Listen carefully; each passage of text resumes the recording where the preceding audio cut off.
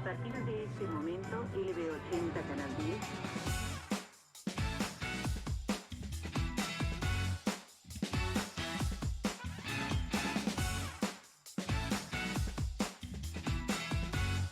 Ha nacido el color en la Argentina.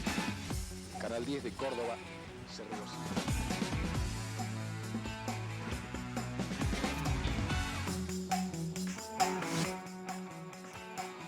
¿Qué tal? ¿Cómo les va? Muy buenas noches. Bienvenidos a los 60 del 10. Hoy con un tema muy particular que tiene que ver con nuestra provincia de Córdoba, con todos los mandatos que esto genera a partir del Estado provincial.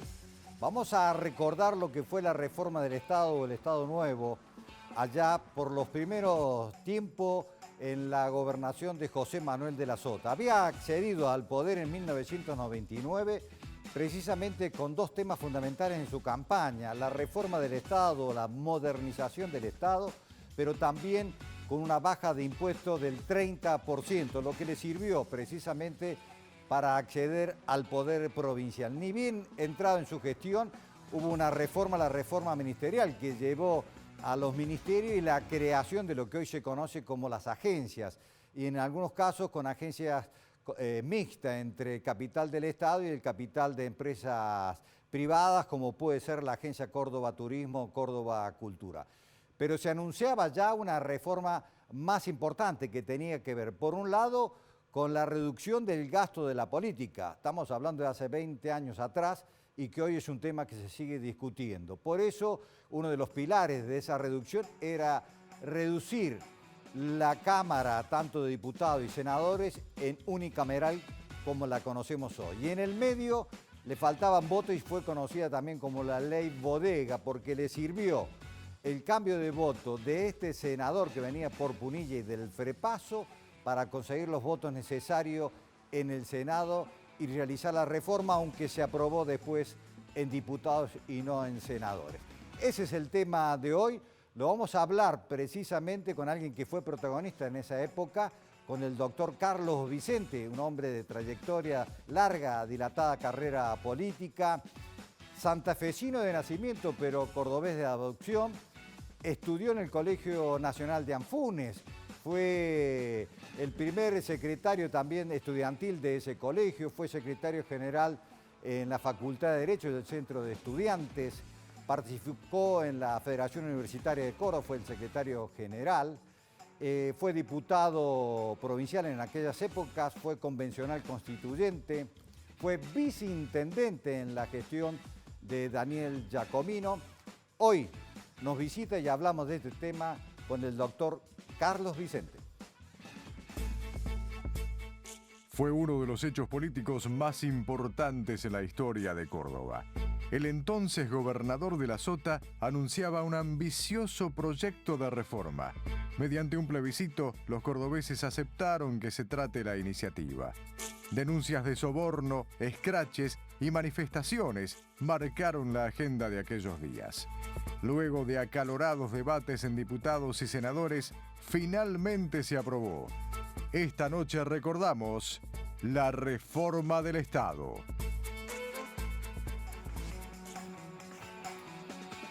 Carlos, ¿qué tal? Gracias por venir ante nada. ¿Qué tal? Muchísimas gracias.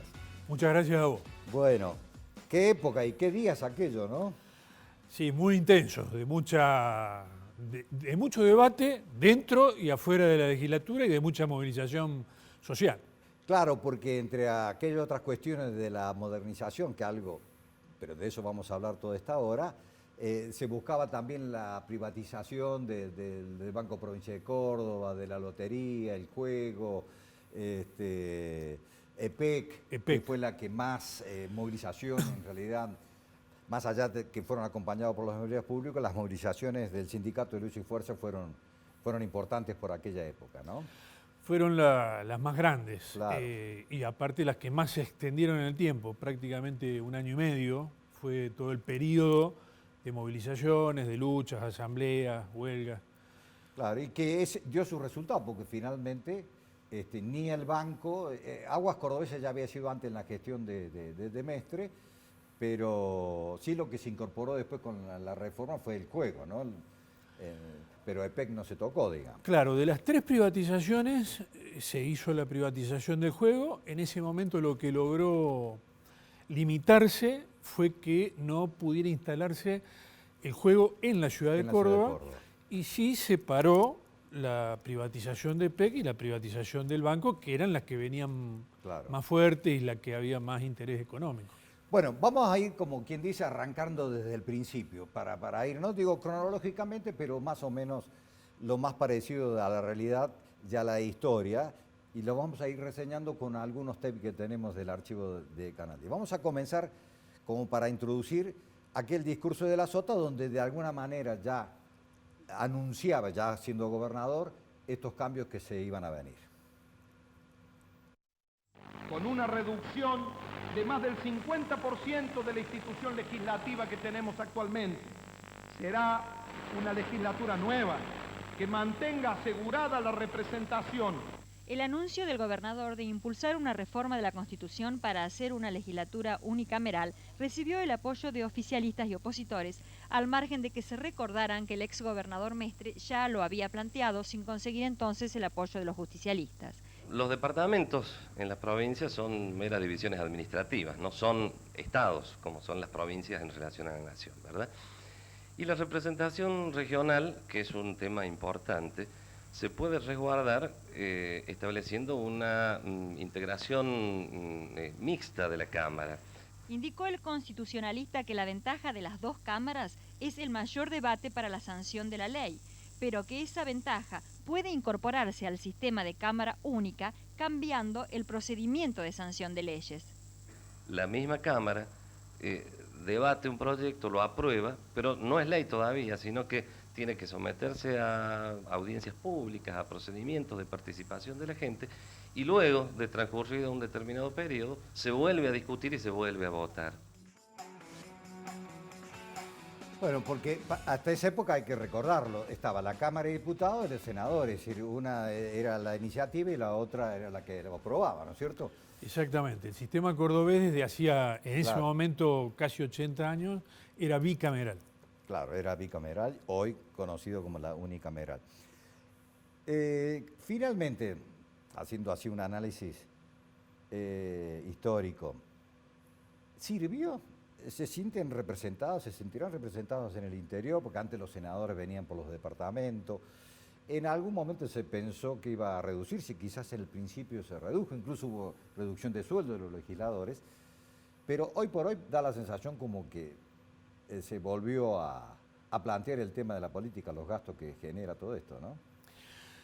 Sí, en realidad creo que de la bicameral a la unicameral para los cordobeses, ¿no? Sí. Ubicándonos todos ahí, aquel era un ámbito donde hubo siempre mucho debate, mucho intercambio de las distintas posiciones, intereses sectoriales, sociales y representación del conjunto del interior. Claro. La representación de los senadores por los departamentos en gran medida, y que existiera una Cámara de Senadores le daba un mayor peso al interior, porque sí o sí eran los que, o sea, la mitad de la sanción de una ley pasaba por ahí. Sí, sí. Y creo que la unicameral, por un lado, ha dejado con muy poca representación al interior, justamente por esta cuestión que acabo de decir, pero fundamentalmente en estos 20 años lo que hay es una unicameral que prácticamente no ha tenido debates, no ha sido protagonista de las grandes decisiones, ni en lo político institucional, ni en los temas socioeconómicos en la provincia. Perdió gravitación. Eso se debe a que le dieron el 50+1, ¿no? Es el que gana se lleva la mayoría, digamos, ¿no? Eso, por ahí a lo mejor eso no permite tanta discusión, ¿no? Tiene un sistema de doble mayoría, que eso es más grave todavía. Esto yo, cuando fui convencional constituyente, lo sostuve y lo debatí mucho. Porque acá hay una doble mayoría en el sentido de que hay una representación que es por la cantidad de votos que se sacan en la provincia como lista única, en todo el ámbito provincial. Y otra representación por uno por cada departamento. Entonces, el que gana tiene doble representación, la representación de la mayoría de votos que sacó en toda la provincia, más los departamentos que ganan prácticamente en la totalidad. Entonces, esa doble representación en estos 20 años, a quien ganaba le daba, como por ejemplo en la actualidad, no el 50% más uno, le da casi el 65, 66%. Con lo cual tiene la mayoría y muchas veces tiene lo que se llaman las mayorías calificadas, Claro. que permiten resolver temas más importantes o más complejos de la Constitución. Bueno, en esa época también se hablaba, en algún momento, medio que se desmintió, estoy recordando, pero después incluso el propio ex gobernador Mestre lo confirmaba. Porque se habló, te acordarás vos, de un pacto con Mestre de la Sota, aunque después se conoció como oficialmente como el Pacto de las Tejas, digamos, ¿no? Exacto. ¿Eso era así? Fue así, y más allá de los dimes y diretes, fundamentalmente dentro de la UCR, que esto generó una discusión tremenda, hubo dos pactos de las Tejas, el Pacto 1 y el Pacto 2. El primero fue el que firma Mestre y de la Sota y entra a la legislatura con la firma de los dos el proyecto de reforma del Estado que plantea las tres privatizaciones que hablamos recién, EPEC, Banco y Juego. Y la segunda, que es la que la UCR y Mestre en particular siempre trató de ocultarla, es la reforma constitucional, justamente de la que estamos hablando recién, que es la que estableció el 27 de julio del año 2001 y que justamente plantea pasar de la bicameral a la unicameral. Sí, bueno, cuando se le consultó a Mestre, me acuerdo en un reportaje que hacíamos con Radio Universidad, él asumía, dijo que ya lo venía planteando en su gestión, recordemos había sido el anterior gobernador, y que se veía por los tiempos obligado a tener, por los cambios, esa necesidad de acordar algunos puntos. Así lo recordamos, así lo decía. Uno de los grandes protagonistas del abrupto cambio en el escenario fue Ramón Mestre. Esta mañana explicó por Radio Universidad por qué decidió terciar personalmente en la discusión del paquete de leyes y negociar con el gobernador de la Sota. Que hay que entender que estábamos en el minuto final y que era necesario, antes de que se produjese la sanción ficta, generar las reglas de juego para que esto pudiese ser tratado con la participación de todo el mundo. Creo que las circunstancias lo ponen a uno a veces en esta situación. Bueno, ahí estaba. Además ya venían muy divididos dentro del radicalismo, ¿no? Estaba casi claramente lo que era el mestrismo por un lado y el angelosismo por el otro, ¿no? Había habido ya chiporroteo en la gestión de Mestre y ya allí fundamentalmente en todo lo que eran las privatizaciones. Y esa cuestión. Claro, la Unión Cívica Radical venía en el año 98, antes de esa elección de gobernador, había habido una interna muy fuerte entre Mestre y Grosso, que la gana Mestre. Pero entre angelosistas y mestristas había mucha disputa interna. Bueno, vamos a recordar también otro para ir entrando ya a la discusión, el debate que se da de alguna manera en el Senado cuando va a tratar, porque otro de los temas fue, por todo lo que había generado, incluso el juicio Angelos y todo lo que se había dado a nivel nacional con Menem, piden la posibilidad del desafuero de los legisladores, es decir, que un juez pueda seguir investigando hasta el último minuto para después. Ese fue uno de los temas que se trataba en el Senado. Por unanimidad, los diputados aprobarán un proyecto para debilitar la protección que le dan sus fueros en el caso de que un juez los investigue por supuestos delitos.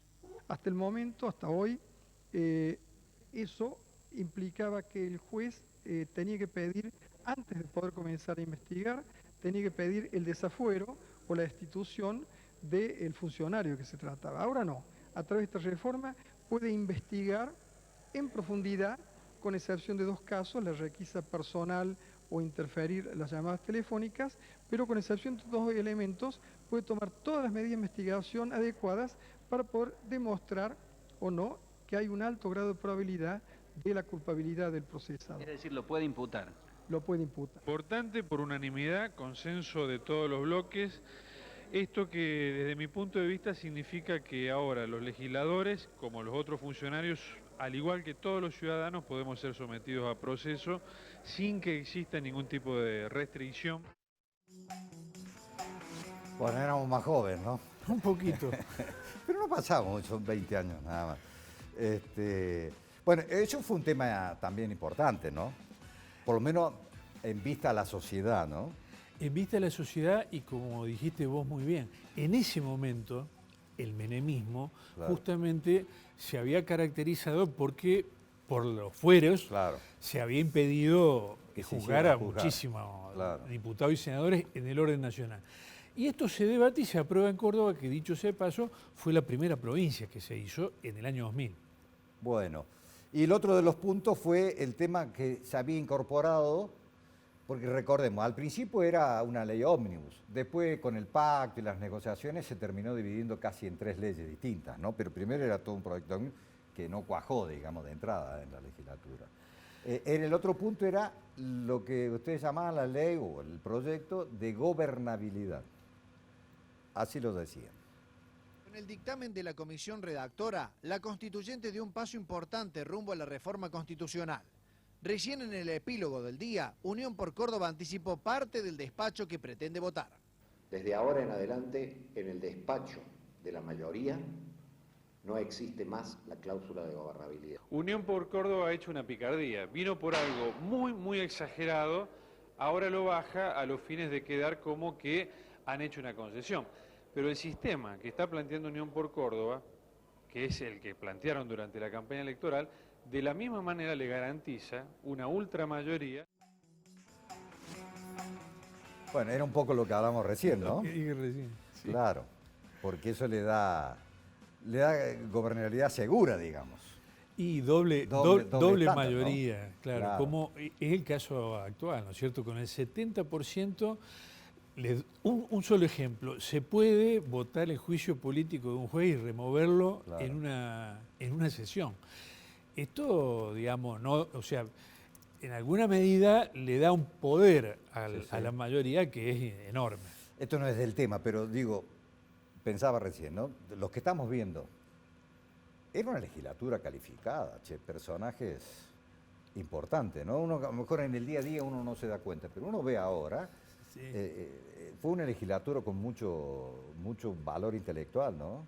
Y por eso también había muchos debates, ¿no? Claro. O sea, daba el marco institucional, pero la legislatura es como que en Córdoba durante esa y mucho tiempo era un lugar del debate político y donde siempre había mucho peso pesado, como el que vimos recién, o sea, yo no coincido, pero Maqueda es una persona que, claro, nadie puede discutir el volumen político que tiene, ¿no? Y bueno, era de los que estaba y estuvo en esa legislatura bicameral durante varios periodos. Bueno, vamos a hacer una primera pausa en este primer bloque y seguimos conversando de todo lo que significó esta ley. Hacemos la primera pausa, ya regresamos.